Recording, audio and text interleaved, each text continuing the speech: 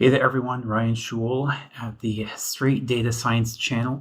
So, in the topic today, I want to discuss biannual pedestrian counts, and these are based on sensors that are located all across New York City. I found this data, I think literally yesterday. So, I put the script together late in the day yesterday and tuned it up a little bit this morning. So, I think this is pretty interesting, and I want to share my findings with you and take you through it. And you can actually download this data from this link. I've got that embedded in the notebook at the bottom, so you can go check that out and copy and paste the code and follow along with me, right? Okay, so we have in this data, let me go ahead and hit enter to refresh the cell.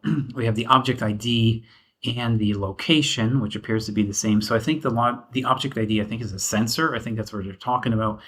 And you have the geometric or what's it called? Geocoding here, right? So the lats and the longs. You have the borough where this is located, street name, and then from street to street. So maybe that's the direction that the sensor is pointing to pick up these counts of pedestrians walking by. That would be my guess. I didn't really look at the documentation. I focused mostly on the headers over here. So you can see this is May, and you have 7 a.m., p.m., and MD is midday. So this would be morning. This is MD is midday, and this is evening. Okay. So September 7th. Yeah. Okay. So these are the two things. So you see this pattern repeating over and over. So the data comes from May. Predominantly, I think September would be the other side of this equation here. And I think I saw some in October too, but pretty much this is 2007 May, right? Morning, afternoon, and then evening, and then September morning, September afternoon, and September evening. And this is counts of pedestrians walking past these sensors located at these lat long coordinates. Okay, so that's what it is. So I did a little cleaning up of the data. I took everything because it's kind of in a weird state. It's spread all over the place, right? So you have a lot of columns over here. So I wanted to just reorient that and just handle that a little bit better and take something that's called wide format. If you have lots and lots of columns, that's wide format, and take it and just pivot it so it's long format. It's going to be a lot easier to work with for this project that we're doing. So again, it's primarily May and September. So these data sensors are picking up pedestrians walking by certain spots all across New York City, right? Based on the lat long coordinates where we just saw it. Although they do have some October and June data too, but it's still biannual. So they'll pick up all this pedestrian data either in May, September, or October and June. So again, I won't get into all the details here, but just taking the data that's very wide and then transforming it to something that's very long, it's going to be a lot easier to work with. And literally, you can see it happening over here. This is called melt. We're melting the wide data frame into a long data frame, right? So you have lots and lots of columns over here, and it's a little bit cumbersome to work with. When you get into, when you reshape it like this, it just gets a lot easier to work with. So everything is stacked vertically, right, in the long format. So now we have the boroughs, street name, time period, the counts of all the pedestrians, and then the month, the year, and then the date. And they did a little bit of feature engineering to clean up the data to get the year and the month, because over here we have May 07, right? So we have to extract that 07 to get 2007. That's what this does over here. Where is that right here? So that's what this does. And we're looking for these months, May, September, October, and June. And then again, just pivoting all that stuff into a long format. So now we can work with this pretty easily. So let me hit Control Enter to refresh it. First thing that we see here is a heat map, and we'll see where are most of the pedestrians walking around. This should be pretty obvious. This is lat long. If I zoom in a little bit more, this looks like probably Bryant Park. I'm guessing. What street is this? Or this could be, no, actually, I think it's a little bit south. No, wait, is that Bryant Park? I have to zoom in more. I can't tell here. West 30th Street. Okay. So there's a lot of concentration of people around this place right here. So this is 5th Avenue. That makes sense. And West 30, I think. This is kind of hard for me to read this thing. I really need to get glasses here. West 30th. Okay, so there's just a lot of people concentrated in these areas. That's kind of what I would expect. This over here, I think, is Grand Central. So that actually is just a little bit north of Grand Central. This double-sided street over here is Park Avenue. Oh, here's Grand Central. Okay, so here's a sensor over here picking up the people on going into Grand Central or walking around it, and this is another sensor just south of Bryant Park, I believe. So you can see most of the concentration here is in Midtown Manhattan. When you zoom out, you see something over here in Flushing. This is a pretty busy area. I'm not even sure what that is. This is Long Island City, Queens, and this is downtown financial district, right? So if I zoom in there, you'll see a lot of pedestrian activity in the downtown financial district. So this totally makes sense to me. I think this is good. The code is doing what it's supposed to do. Let's look at another example over here. Control Enter to refresh. Now we can look at the time of day and just try to understand, like, where's all this pedestrian traffic occurring throughout different points of the day, right? This is this is by date, not by day. This is just by date. So it's a time series from 2008 to 2024. So there's a big dip here in 2012. We went from around 680,000 in the evening down to 423,000, and then spiked up again. And I'll get into why this probably happened in just a minute. That looks a little bit funky, right? Why would you have that big deviation? I would expect something kind of smooth, right? It's going to be a little bit choppy and there's going to be deviations, but to lose 200,000, is that more than 200,000 pedestrians? That sounds weird, right? So I did have to look into that one. Over here, we are into September 2018, and you have a big drop between September 2018 and May 2019. Now remember, the pandemic occurred in March 2020, right? So this is pre-pandemic. So I had to do a little digging. I'll tell you in just a minute what happened here. So I thought that was odd. And when you see these anomalies in the data set, and that's, by the way, that's why it's so important to graph these things and plot it and chart it. Because if I'm just looking at this over here, I'm not getting that kind of message, right? This is everything counted comprehensively, and this is a heat map. If I look at the data over here, there's no way I can tell that there's a big dip, right? But when you chart it, you can see, oh, that looks really bizarre. And I have a hypothesis what that is. I didn't look at that one. I did look at this one for sure. 2018 to September 2018 to May 2019. There is no reason why we should have such a big drop there. I mean, realistically, right? I'll tell you in a second why that happened. But then you go from May 2019 until October 2020. So this is COVID. So this totally makes sense to me, right? Everybody is in lockdown mode. Everybody's staying home. Pedestrians just aren't out in the same volumes that they were before. Like, people weren't really going into the office that much. They would still go outside and walk around, right? And all of our beloved elected officials, and I question some of their capabilities sometimes.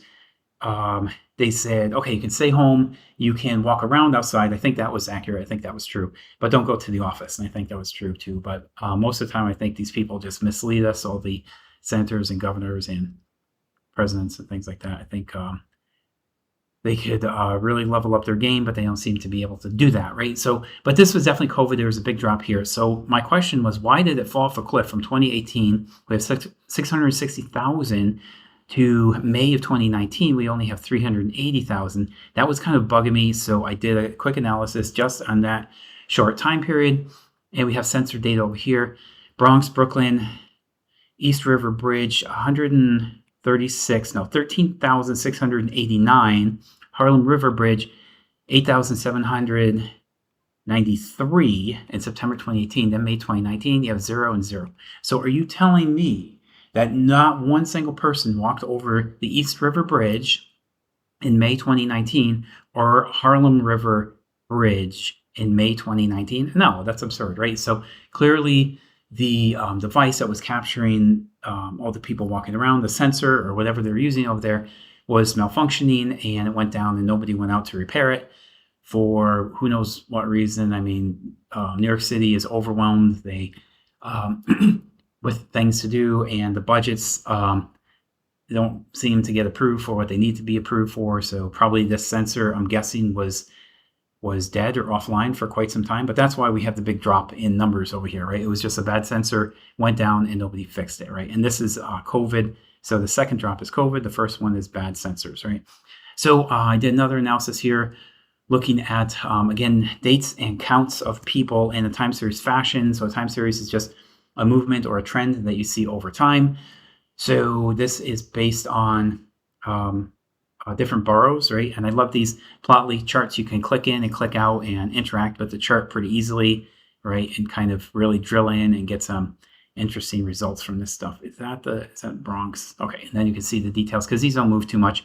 It goes from, here's a bad sensor guaranteed. There's not no people. It doesn't go from 15,000 and then over here up to 18,000 and drop down to zero. If 0 records are being collected, then that's a bad sensor, okay? So that has to be fixed eventually. And again, you'll see the same pattern over here. So in Manhattan, this was related to those bridges being down. East River Bridge, 13,000 originally, then the sensor went down or malfunctioned, and now it drops considerably, right? But we're picking up data from other sensors, so it doesn't drop to 0, but comprehensively, like you have 2 major sensors offline. I only looked at 2. There's probably a whole bunch of them that became dysfunctional at that point. So that's why you see the drop. So here I'm looking at the, I think this was the top 10 largest concentrations of people walking around, right? This is all pedestrian traffic.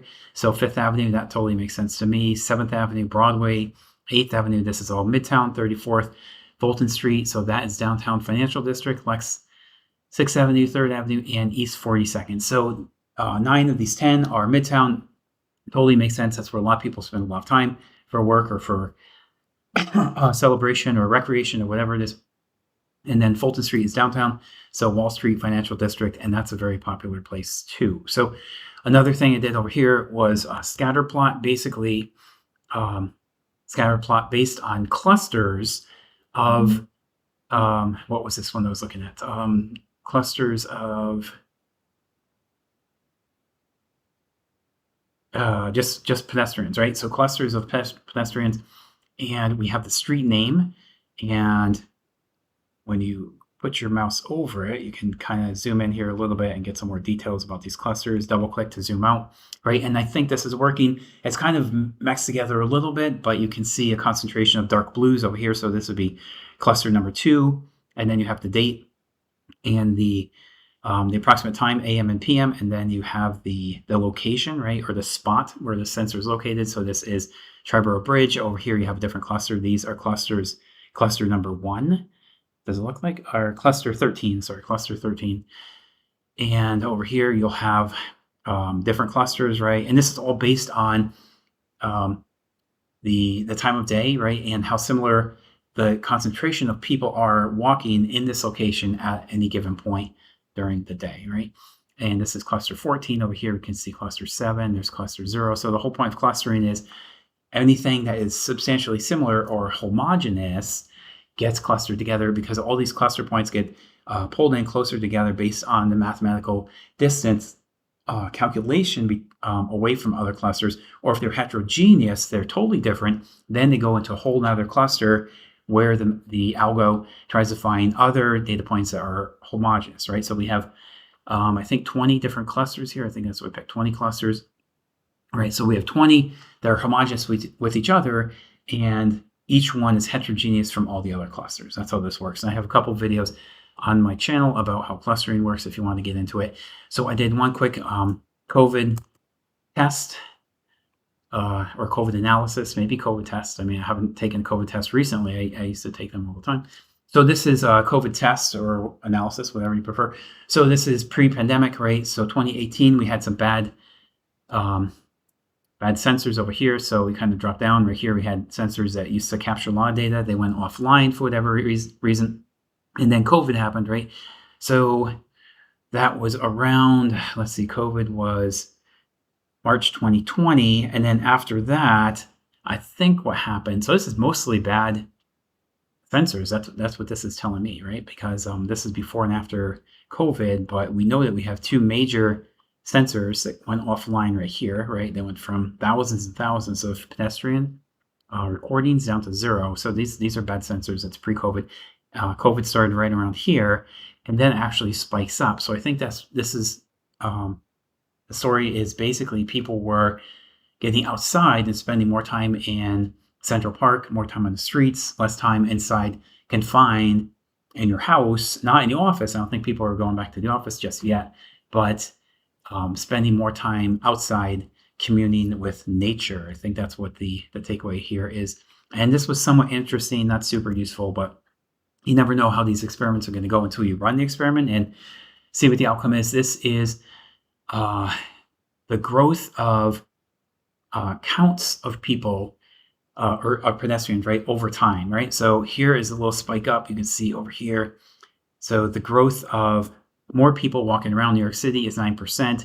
This is kind of stable around here. It dips down a little bit, goes up a little bit over here. Pretty stable, pretty stable. Here it's actually down 18%. Then it jumps up 28%. So that's kind of interesting. I don't know what was going on in 2012, but okay, that's okay. That could be another sensor issue. If these sensors go offline, then all bets are off, right? We just can't collect the information, and we don't know what's happening. So pretty stable, not really increasing pedestrian traffic or decreasing. Here, there's a big decrease. We saw that was the bad sensor. Again, this is October 2020. So now we're into COVID. This is full-blown COVID season, and it's down a lot. So probably at this point, people were just staying home and not really going out too much, right? And you can kind of see that too. In 2020, there was a big dip over here, right? So it kind of goes down 2020. So the growth was negative over here. And then by May 2021, it actually increased. So you can see the same thing over here, right? So this is just measuring, the first chart measures the time series from 2017 to 2023. This is measuring change in the counts of people during these same time periods. So this is increasing number of people walking around, increasing walkers, decreasing. This is a huge jump up, and I didn't look into that. But again, I'm going to guess it's bad sensor data, and I mean previous to this. So I think that some sensors went down over here, and because of that, there's a huge bump up, and I think there's some sensor collection issues over here, and then it jumped up, right? So if it goes negative and you're counting to zero, and then all of a sudden you fix the sensor and it's back online and you're counting big numbers, that's why you see these big spikes in growth. I think that's what's going on here. So I didn't dig into this one. I did dig into this one, and I think it's going to be the same issue over and over. Okay, so pretty confident in that. I mean, there's not too many other things it can really be. Like maybe a few more people are staying home, maybe a few more people are going out, but I wouldn't say like 100% more people went out in October 2022 compared to May 2022. I think that's a data collection issue. So that's it. Those are my findings there. I wanted to share it with you and give you some insight into pedestrians walking around in New York City doing whatever it is that they do. Okay, so I'm going to wrap it up here, and I'll see you soon in the next video. Goodbye for now.